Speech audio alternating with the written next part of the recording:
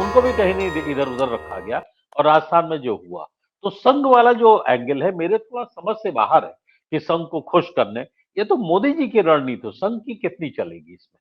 जी।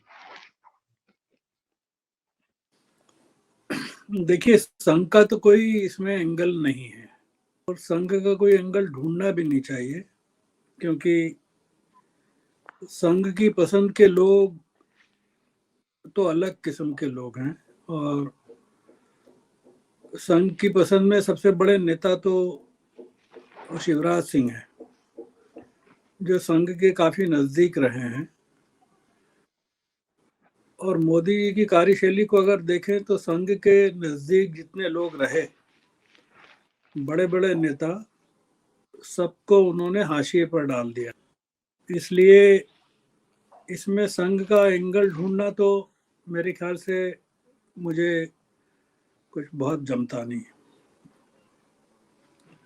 मैं एक दूसरी चीज जो मैं देख रहा हूँ वो आपसे शेयर करना चाहता हूँ। किन लोगों को बनाया नहीं बनाया मैं उसमें नहीं जा रहा हूँ। मैं दो तीन चीजें संक्षेप में रखना चाहता हूँ। जिन लोगों को बनाया गया है, चुनाव जितवा सकते थे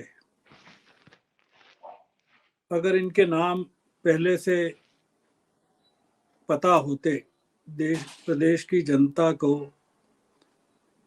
या भारतीय जनता पार्टी के नेताओं को जो लगे हुए थे पूरी शिद्दत के साथ, या वो जो सांसद जिनको भेजा गया लोकसभा से चुनाव लड़ने के लिए, अगर उन्हें पता होता कि उन्हें मुख्यमंत्री नहीं बनाया जा रहा है या वो दौड़ में नहीं है, तो वो क्या करते हैं? जिनको मुख्यमंत्री बनाया गया है, क्या उनमें इतनी ताकत है कि वो लोकसभा चुनाव जितवा देंगे? मध्य प्रदेश में 29 में से 28, में 25 में से 24, छत्तीसगढ़ में 11 में से 9, ये सीटें जितवा देंगे क्या जिन लोगों को बनाया है? तो फिर क्या होगा? और दूसरा ये मुद्दा है कि क्या इन्हीं लोगों के नेतृत्व में अगली विधानसभा का चुनाव होगा, और अगली विधानसभा का चुनाव अगर होगा तो ये लोग कहाँ होंगे? शिवराज सिंह कहाँ होंगे? वसुंधरा जी की तो एज इन्होंने बता दी, अनिल शर्मा जी ने, तो शिवराज जी कहाँ होंगे? रमन सिंह कहाँ होंगे? देखिए, ये देश के लिए एक मैसेज है।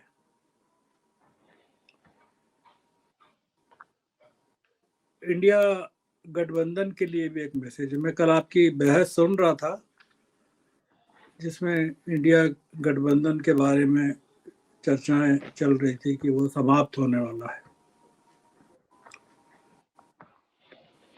ये देश के लिए मैसेज है। एक पूरी की पूरी व्यवस्था को बदला जा रहा है।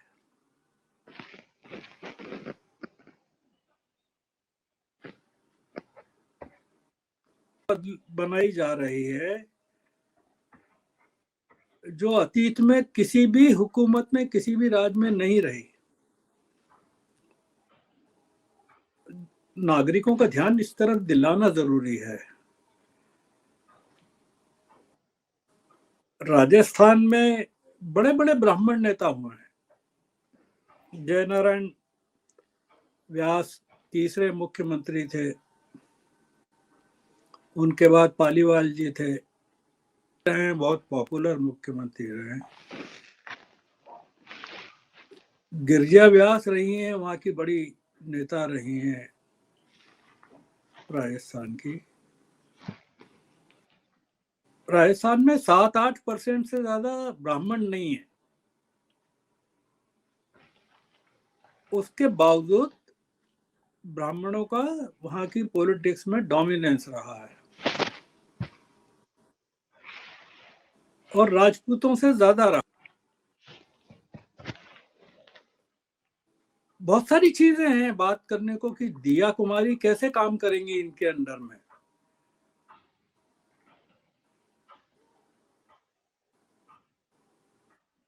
मैं उसमें नहीं जा रहा हूं, मैं ये देख रहा हूं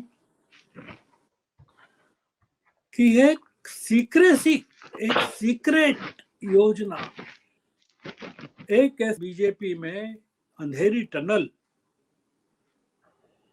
जिसमें पूरी की पूरी पार्टी को ले जा रहे हैं और किसी को पता ही नहीं है कि वो कहां जा रहे हैं।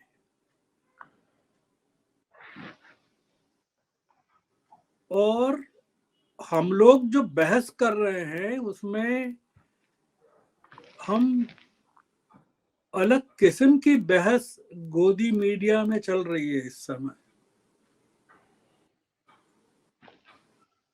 देश का प्रधानमंत्री, उसने पूरे सिस्टम को, पूरी चुनाव प्रक्रिया को, पूरे इतनी बड़ी 20 करोड़ मेंबर्स हैं भारतीय जनता पार्टी के, दुनिया की सबसे बड़ी पार्टी है, वो एक ऐसे रास्ते पर जा रही है जो भारत का रास्ता ही नहीं है, वो चीन का रास्ता है, रूस का रास्ता है, इसमें फेसलेस लीडर्स होते हैं।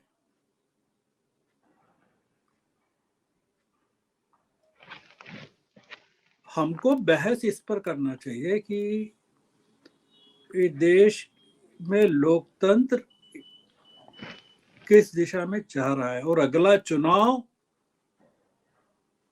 लोकसभा का, अगर विधानसभा के चुनाव में मुख्यमंत्रियों के चयन में जो परंपराएं हैं लोकतंत्र की, जो कांग्रेस में मुख्यमंत्रियों का चयन होता था, हालांकि नाम ऊपर से ही आता था, तो ऐसा नहीं है कि, पर जो नेता चुने जाते थे वो पॉपुलर होते थे जनता के बीच में, उनकी स्वीकार्यता होती थी मेजोरिटी को। ये मध्य प्रदेश में, छत्तीसगढ़ में, तीनों जगह जो हुआ है, इवन मोदी जी के राज में पहली बार हुआ है। 2014 में ये सत्ता में आए, तब शिवराज सिंह मुख्यमंत्री थे, 13 में बन गए थे वो मुख्यमंत्री। 2020 में भी जब ज्योतिरादित्य सिंधिया ने सरकार गिराई और इनकी सरकार बनी बीजेपी की, तब भी शिवराज मुख्यमंत्री।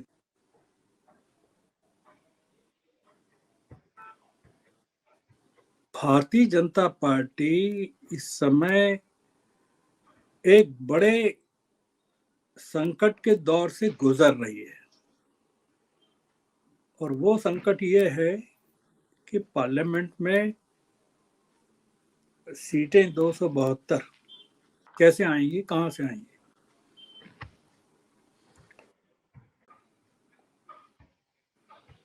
तो इस बार ये जो चमत्कार हुआ है, और ये चमत्कार केवल यहां नहीं हुआ है, लाइन से हो रहा है, हर जगह हो रहा है। उसके बदले गुजरात में भूपेंद्र भाई पटेल को कोई जानता तक नहीं,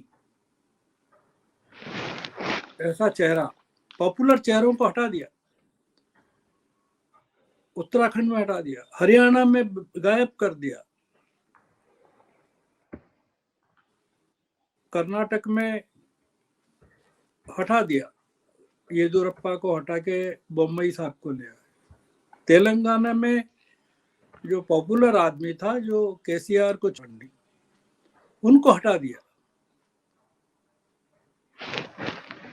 हमको कुछ पढ़ना पड़ेगा, इबारत पढ़नी पड़ेगी कि, और ये जो बड़े बड़े नेता हैं, राजनाथ सिंह, आप देखिए ना कि राजस्थान में भेजना है, 3 लोगों को चुनना है, एक दलित को चुनना है, एक राजपूत को चुनना है और एक ब्राह्मण को चुनना है। तो एक राजपूत को भेजा राजनाथ सिंह को, एक ब्राह्मण को भेजा सरोज पांडे को। आप तीनों जगह का देख लीजिए, मध्य प्रदेश के पर्यवेक्षकों का चयन देख लीजिए, छत्तीसगढ़ का देख लीजिए।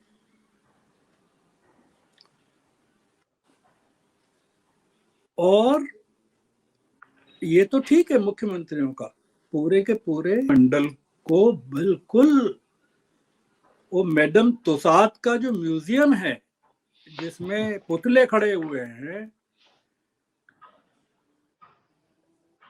और राजनाथ सिंह का आपने देखा कैसे कि वो जैसे कंप्यूटर में प्रोग्राम भर देते हैं ना, रोबोट में, वो प्रोग्राम भरवा के आए थे वहां से, दिल्ली से, और वो प्रोग्राम वहां पहुंचे एयरपोर्ट पे और वो चालू हो गया। इसमें कुल मिला के मुद्दा ये है कि वसुंधरा राजे को ये इनका अतीत कोई बहुत राजनीतिक तौर पर स्वच्छ रहा है, ये चुप रहेंगे।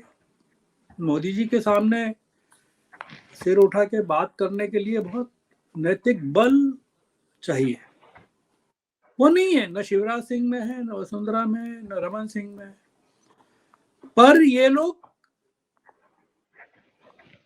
ये वफादार नहीं रहेंगे या लॉयल्टी नहीं रहेगी, या ये लोग तो बीजेपी में तीनों का साइलेंट रिवॉल्यूशन, साइलेंट जो कह सकते हैं, वो अब निकलेगा या चलेगा।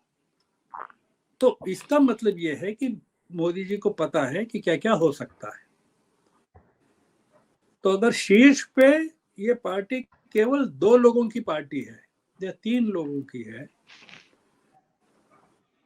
तो आप कल्पना नहीं कर सकते कि राज्यों में ये कोई डेमोक्रेटिक सिस्टम से कोई मुख्यमंत्री अपॉइंट होंगे।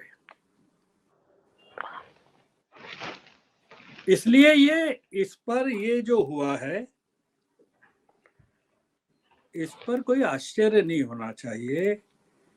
अब तो ये देखना चाहिए कि ये जो दावेदार हैं थे, जो सांसद थे, वो क्या करेंगे। 2 प्रदेश में सांसद जो थे, एक केंद्रीय मंत्री थे, आदिवासी क्षेत्र कुलस्ते, वो हार गए, चुनाव ही हार गए विधानसभा का। एक सांसद जो गणेश सिंह थे विंध्य के, वो हार गए। और वोटों का परसेंटेज तो ये राजेंद्र तिवारी कई डिबेट्स में बता चुके हैं कि किसको कितने वोट मिले और किसके परसेंटेज ज्यादा हैं, कम हैं, वगैरह वगैरह। ये वोटों का मामला ही नहीं है, ये मामला है कुछ इस तरह का जो पकड़ के बाहर है। और वो पकड़ के बाहर ये है कि वो कह रहे हैं अब की बार 400 पार।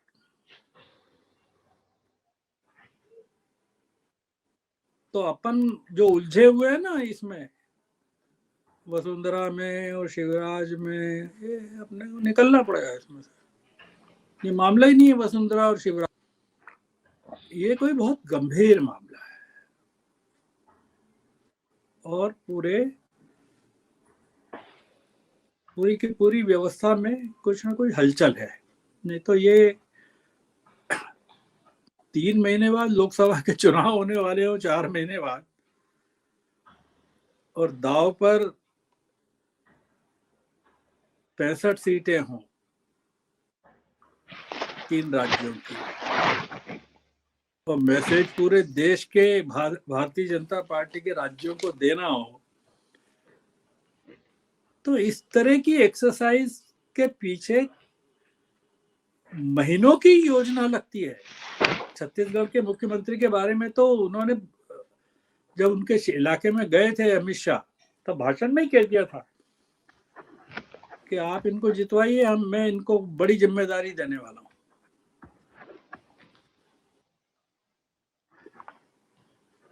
ऐसा नहीं है कि वो हेट उन्होंने उतारा और चिड़िया आ गई बाहर।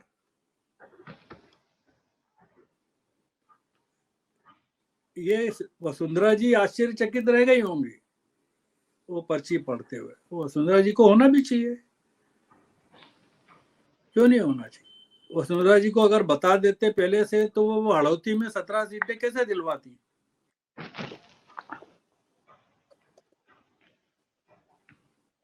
ये एक अलग किस्म का है, और हमको इसमें जो मैथमेटिक्स है वो इस मैथमेटिक्स से बाहर जाके भी कुछ गुणा भाग करना पड़ेगा कि ऐसा क्यों कर रहे हैं। ये हमारी चर्चा का विषय, आगे की किसी चर्चा का ये हो सकता है कि भाई ये क्यों कर रहे हैं ऐसा, मतलब इसके पीछे कुछ तो होगा ना कि नहीं होगा। आप केवल इतना के कैसे पीछे छुड़ा लेंगे। लिए संघ क्या है, कुछ नहीं है। संघ तो कर्नाटक में भी था जी। वहां जो उनके खास हैं संघ के, वो तो वहीं के हैं, कर्नाटक के हैं। जो नंबर 2 हैं वहीं बेंगलोर के हैं। जी। ये संघ का मामला, ये संघ के बेचारे संघ के लोगों के पल्ले नहीं बनना चाहिए, इसके कारण ये सब हो रहा है। संघ को जो लोग जानते हैं और संघ को समझते हैं, क्योंकि संघ ने बड़े बड़े नेता देश को दिए, बहुत बड़े बड़े दिए, तो इसलिए, और ये तो खुद प्रचारक रहे हैं अपने माननीय बिल्कुल बिल्कुल प्रधानमंत्री जी। एकदम सही कहा आपने। हमें लगता है युद्ध के समय कोई सेनापति नहीं बदला जाता, ये पुरानी कहावत है, लेकिन युद्ध सामने है और मोदी जी ने 3-3 सेनापति तीनों राज्यों को बदल दिए जहां अधिकतम सीटें उनके पास है।